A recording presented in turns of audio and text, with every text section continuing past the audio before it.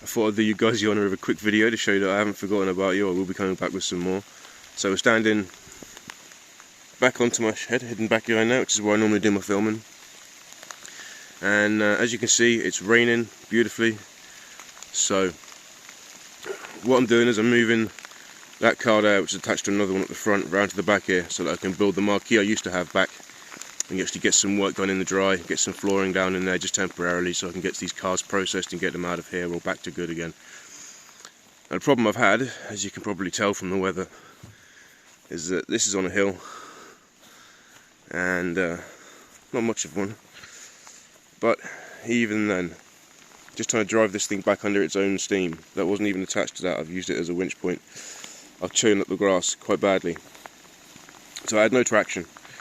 You can see back here again, no traction. So I've gone old school, had to use the old hand winches, the chain hoists.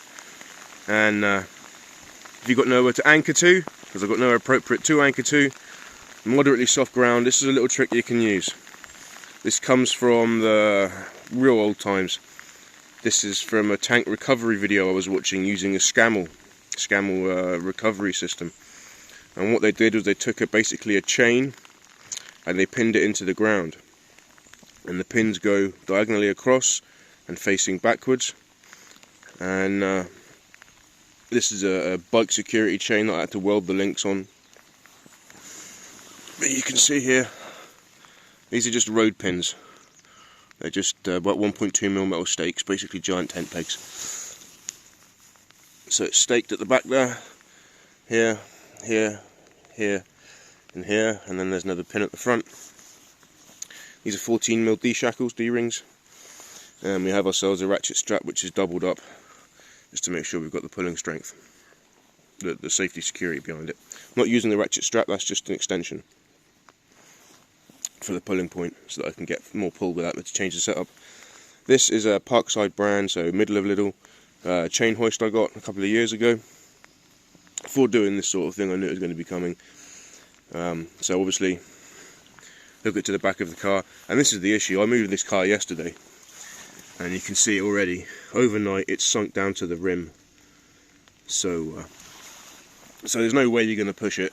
The battery's dead in it. It's a donor vehicle for another project of ours, and it's actually attached, or was up until moments ago, attached to that coupe, and I was pulling them both back this way with the setup that we've got here.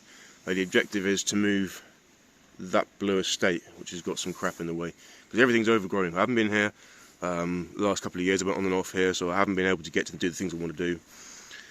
So the next objective here is to release that chain hoist back to its full length, pull it back here to somewhere about here. It'll end up maybe a little bit further, shorten this ratchet strap down so that I've got the anchor point here, and then re-pull.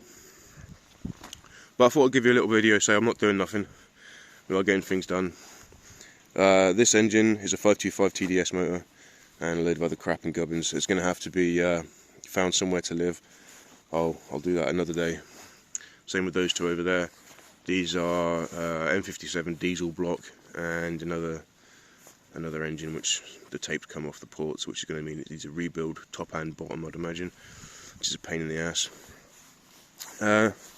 Those of you with smart eyes will see this little contraption over here.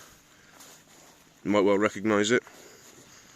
This is the framework and the bed of the engine carrier setup that I had in the back of the E36s.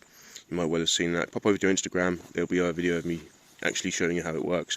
There is a set of legs hiding around here somewhere that go under the end of here as well, so that when you pull it, you can lift the tailgate, you can slide that bed there out of the boot, put some legs up underneath it. You can then use an engine hoist to put an engine onto the back of there, slide the whole lot back into the car, engine and the frame and everything. And this is what got these engines, these three engines here, and there's another one as well, got it back from wherever they are to here, in the back of an E36 Touring. So they do fit, believe it or not. So at one point I had a twin engine E36 Touring, although it wasn't hooked up to anything.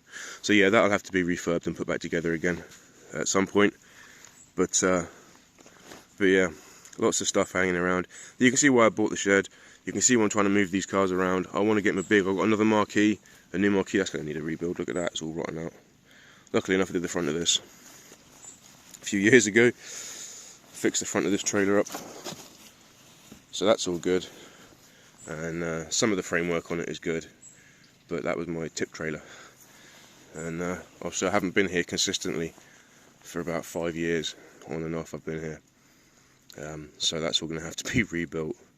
Probably longer than that now, to be fair.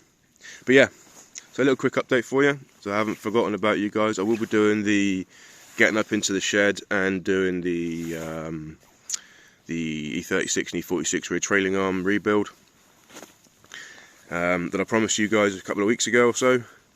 I do have some bits I'm making to do that because I have the opportunity to do so, and I want to do that for myself because obviously I use these things quite a lot. There are a number of vehicles here. That press tool, the Vevel one. So I'm going to be showing you the ghetto way of doing it, and then I'm going to be showing you the new little bits I've been making to do it. Believe it or not, underneath there is a nice little patio sitting decking area. Like, needs to be cleared off and sorted out as well. But yeah, so there you go.